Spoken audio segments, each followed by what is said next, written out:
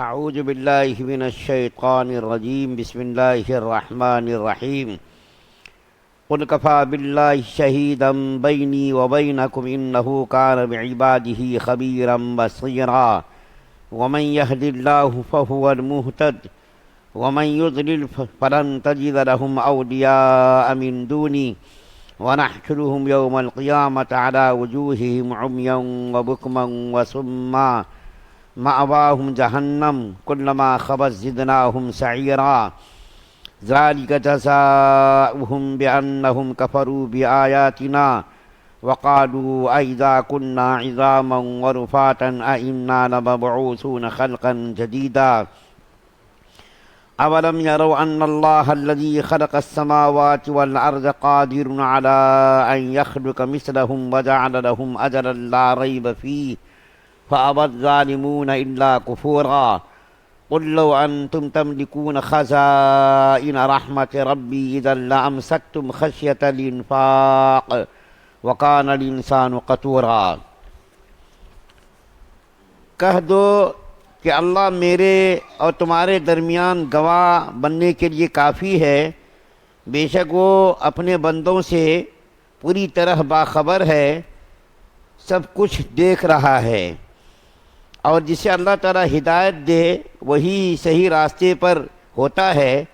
اور جن لوگوں کو وہ گمراہی میں مبتلا کر دے تو اس کے سوا تمہیں ان کے کوئی مددگار نہیں مل سکتے، اور ہم انہیں قیامت کے دن منہ کے بل اس طرح اکٹھا کریں گے کہ وہ اندھے ہوں گے اور بہرے ہوں گے، ان کا ٹھکانہ جہنم ہوگا۔ جب کبھی اس کی آگ دھیمی ہونے لگے گی ہم اسے دوبارہ زیادہ بھڑکا دیں گے۔ یہ ان کی سزا ہے کیونکہ انہوں نے ہماری آیتوں کا انکار کیا تھا اور کہا تھا کہ جب ہم مر کر ہڈیاں ہی ہڈیاں ہو جائیں گے اور چورا چورا ہو جائیں گے تو کیا پھر بھی ہمیں نئے سرے سے زندہ کیا جائے گا؟ وہ بھلا کیا انہیں اتنی بھی بات نہیں سوجھی کہ وہ اللہ تعالیٰ جس نے سارے آسمانوں اور زمین کو پیدا کیا ہے وہ اس بات پر قادر ہے کہ ان جیسے آدمی پھر سے پیدا کر دے، اور اس نے ان کے لیے ایک ایسی میعاد مقرر کر رکھی ہے جس کے آنے میں ذرہ برابر بھی شک و شبہ نہیں ہے۔ پھر بھی یہ ظالم لوگ انکار کے سوا کسی بات پر راضی نہیں۔ پھر اے پیغمبر صلی اللہ علیہ وسلم ان کافروں سے کہہ دو کہ اگر میرے پروردگار کی رحمت کے خزانے کہیں تمہارے اختیار میں دے دیے جاتے تو تم خرچ ہونے کے ڈر سے ضرور ہاتھ روک لیتے، اور انسان ہے ہی بالکل تنگ دل۔ سورہ بنی اسرائیل کی آیت نمبر 96 سے 100 نمبر تک کی آیات آپ کے سامنے پڑھی گئی ہے۔ کل آپ کے سامنے ذکر کیا گیا تھا کہ کفار مکہ کے سرداران قوم نے نبی کریم صلی اللہ علیہ وسلم کے سامنے کچھ تجاویز پیش کی تھیں جو بالکل غلط تجاویز تھیں اور ضد اور حد دھرمی پر مشتمل وہ تجاویز تھیں جس کو نبی کریم صلی اللہ علیہ وسلم نے ٹھکرا دیا۔ یہاں تک ان لوگوں نے کہا کہ اگر آپ کے دماغ میں نعوذ باللہ خلل ہو، کوئی بیماری ہو، کوئی عارضہ لاحق ہو تو ہم اس کے علاج کے لیے بھی تیار ہیں، لیکن نبی کریم صلی اللہ علیہ وسلم نے فرمایا نہ تو مجھے سرداری کی خواہش ہے اور نہ تو حکومت کی خواہش ہے اور نہ مجھے کوئی عارضہ اور بیماری ہے، میں تو اللہ تعالیٰ کا فرستادہ رسول ہوں، اللہ تعالیٰ نے مجھے تمہاری ہدایت کے لیے بھیجا ہے۔ اس وقت جو آیت کریمہ پڑھی گئی ہے، پہلی آیت کریمہ میں اللہ تعالیٰ فرماتے ہیں کہ اے محمد صلی اللہ علیہ وسلم آپ ان سے کہہ دیجئے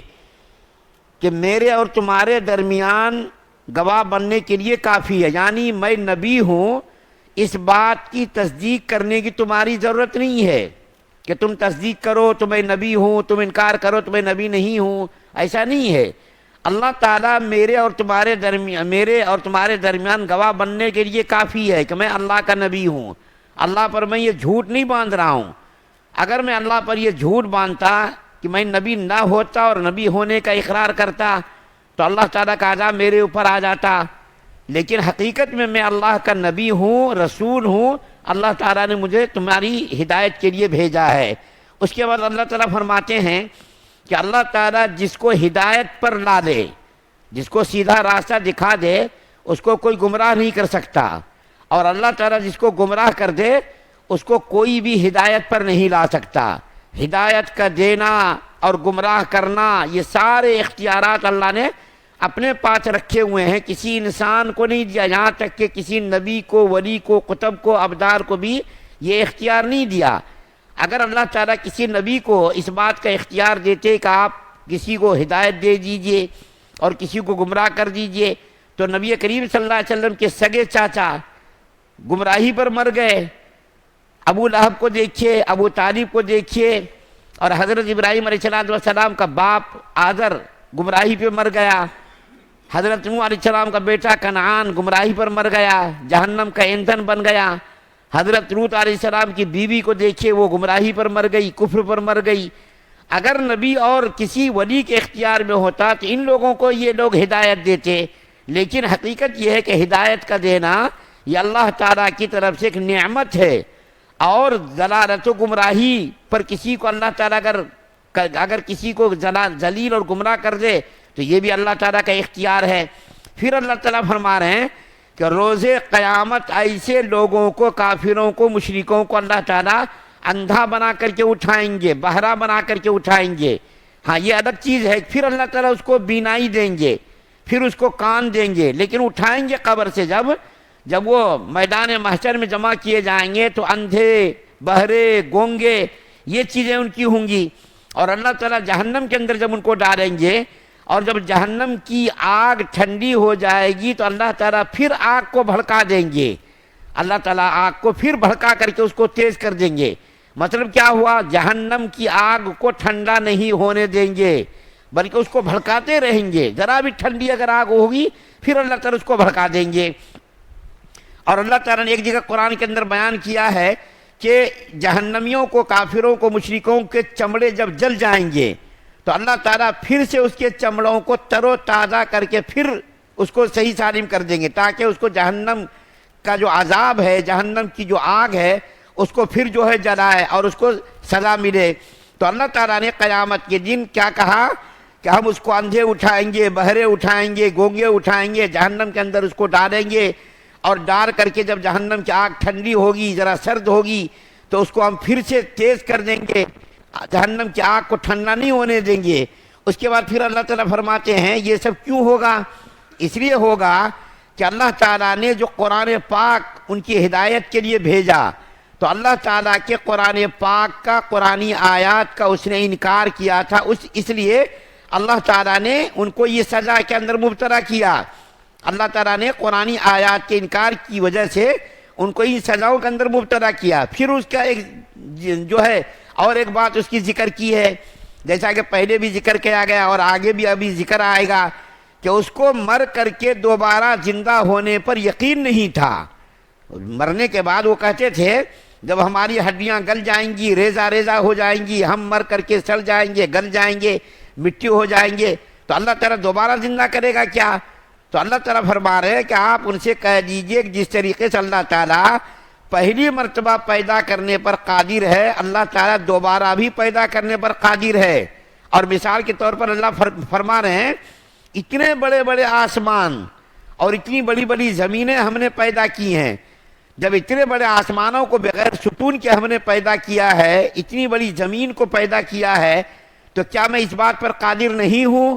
کہ یہ مرنے کے بعد پھر میں ان کو زندہ کروں گا؟ ان کے ریزوں کو، ان کے ذرات کو کہ جلا کر کے انہوں نے راکھ کو پانی میں بہا دیا، ہواؤں میں اڑا دیا، تو کیا میں اس بات پر قادر نہیں ہوں؟ میں وہ خدا ہوں جو پانی کے قطروں سے میں نے وجود بخشا ہے، آنکھیں بنائی ہیں، کان بنائے ہیں، ناک بنائی ہے، سر بنایا، دماغ بنایا، ساری چیزیں ہم نے پیدا کی، تو پھر یہ مرنے کے بعد دوبارہ زندہ ہونے پر ان کو یقین کیوں نہیں ہو رہا؟ اس بات کا انکار کیوں کر رہے ہیں؟ تو یہ تو بالکل غلط بات ہے کہ جس طریقے سے پہلی مرتبہ میں نے پیدا کیا پھر دوبارہ اسی طریقے میں زندہ کرنے پر قادر ہوں۔ پھر اللہ تعالیٰ فرماتے ہیں، جو آیت پڑھی گئی ہے کہ اگر اللہ تعالیٰ خزانوں کو ان کے قبضے قدرت میں دے دیتے، اگر خزانوں کو اللہ تعالیٰ ان کے قبضے قدرت میں دے دیتے تو پھر یہ لوگ ان خزانوں کو تقسیم کرنے میں یہ لوگ کیا کرتے؟ بخل کرتے۔ اللہ تعالیٰ فرما رہے ہیں کہ رحمت کے خزانوں سے یہاں مراد نبوت عطا کرنے کا اختیار ہے، یعنی نبوت کا اختیار اللہ کو ہے، کسی بندے کو نہیں۔ اگر کسی بندے کو اختیار دیتے اللہ تعالیٰ کہ تم اپنی مرضی سے جو ہے کسی کو نبوت دے دو، رسالت دے دو، تو یہ لوگ کہتے تھے طائف کے لوگ بڑے بڑے لوگ ہیں، مکے کے لوگ بڑے بڑے لوگ ہیں، تو اگر اللہ تعالیٰ ان کو اختیار دیتا کہ تم کسی کو نبی بنا دو کسی کو مت بناؤ، تو یہ لوگ نبوت اور رسالت تقسیم کرنے میں بخل کرتے، ایسے بخل کرتے جیسا کہ یہ لوگ دولت کے تقسیم کرنے میں بخل کرتے ہیں۔ دولت کو تقسیم کرنے میں جیسا یہ لوگ بخل کرتے ہیں، اسی طریقے سے یہ نبوت اور رسالت کے تقسیم کرنے میں بھی بخل کرتے۔ لیکن نبوت کا اختیار یہ صرف اللہ تعالیٰ کے قبضے قدرت میں ہے۔ نبی بنانا نہ بنانا، کس کو نبی بنانا ہے کس کو نہیں بنانا ہے، یہ سارے اختیارات اللہ تعالیٰ نے اپنے پاس رکھے ہوئے، کسی بندے کو یہ اختیار نہیں دیا۔ جیسا کہ کفار مکہ یہ کہتے تھے کہ ہم لوگوں میں سے کوئی نبی بننے کے قابل نہیں کیا، طائف کے لوگوں میں کوئی نبی بننے کے قابل نہیں کیا، اتنے بڑے بڑے لوگ ہیں، ایسے لوگوں کو چھوڑ کر کے اللہ تعالیٰ نے تم کو نبی بنایا۔ تمہارے پاس نہ تو کھانے پینے کے سامان ہے، نہ رہنے کی جگہ ہے، نہ اچھا کپڑا ہے، تمہارے ماننے والوں کا بھی یہی حال ہے۔ تو اتنے سارے پیسے والے مالدار لوگ ہیں، ان کو جو اللہ نے نبی کیوں نہیں بنایا؟ تو ان کا اعتراض تھا، ان کا یہ اعتراض تھا کہ اللہ تعالیٰ نے آپ کو کیوں نبی بنایا؟ نبی کریم صلی اللہ علیہ وسلم کی نبوت پر ان کو اعتراض تھا کہ ان لوگوں میں سے کسی کو بھی نبی نہیں بنایا، آپ کو کیوں بنایا؟ دیکھیے یہ بات میں بتا دوں، اگر ان کی جگہ پر یعنی محمد صلی اللہ علیہ وسلم کی جگہ پر کسی اور کو نبی بناتا اللہ، جب بھی ان کا اعتراض برقرار رہتا، کیا دوسرے کو نہیں نبی بنا سکتا تھا کیا اللہ؟ تیسرے کو اگر کسی کو اگر اللہ نبی بناتا، جب بھی ان کا اعتراض برقرار رہتا۔ اعتراض کرنے والوں کا اعتراض کبھی بھی ختم نہیں ہوتا۔ یہ نبی کریم صلی اللہ علیہ وسلم کی ذات پر اعتراض تھا نا، اگر نبی کریم صلی اللہ علیہ وسلم کے علاوہ بالفرض محال اللہ تعالیٰ کسی کو نبی بنا دیتے، جب بھی ان کا اعتراض برقرار رہتا، جو ان کے اوپر بھی یہی اعتراض ہوتا۔ کیوں؟ اس لیے کہ 1,24,000 پیغمبروں میں سے جتنے نبیوں کو اللہ نے بھیجا سب اپنے اختیارات سے بھیجا، اور ان کے اوپر بھی یہی اعتراض ہوتا تھا کہ اللہ تعالیٰ نے آپ کو نبی کیوں بنایا، دوسروں کو نبی کیوں نہیں بنایا؟ اصل میں یہ سب بات کیا نہ ماننے کی بات ہے۔ ماننا اگر ہے، کتنے لوگوں نے مانا، انہوں نے ضد نہیں کی، اناد اور حسد کا معاملہ نہیں کیا۔ جن کو نہیں ماننا تھا وہ لوگ اعتراض کرتے تھے کہ انسان کو نبی بنا کر کے کیوں بھیجا، آپ کو نبی بنا کر کے کیوں بھیجا، ہم میں سے کسی کو نبی بنا کر کے کیوں نہیں بھیجا۔ یہ صرف اعتراضات تھے، نہ ماننے کی بات تھی۔ ماننے والوں نے مان لیا، نہ ماننے والے ضد پر اڑے رہے، اور انہوں نے آخری دم تک نہیں مانا۔ بہت سارے لوگوں نے مانا اور بہت سارے لوگوں نے ماننے سے انکار کر دیا، اور اسی ضد پر ہر دربی پر وہ لوگ قائم رہے۔ اللہ سے دعا اللہ ہم سب کو سننے زیادہ من کی توفیق عطا فرمائے۔ سبحان اللہ و بحمدہ، سبحانک اللہم و بحمدک، و نشہد ان لا الہ الا انت۔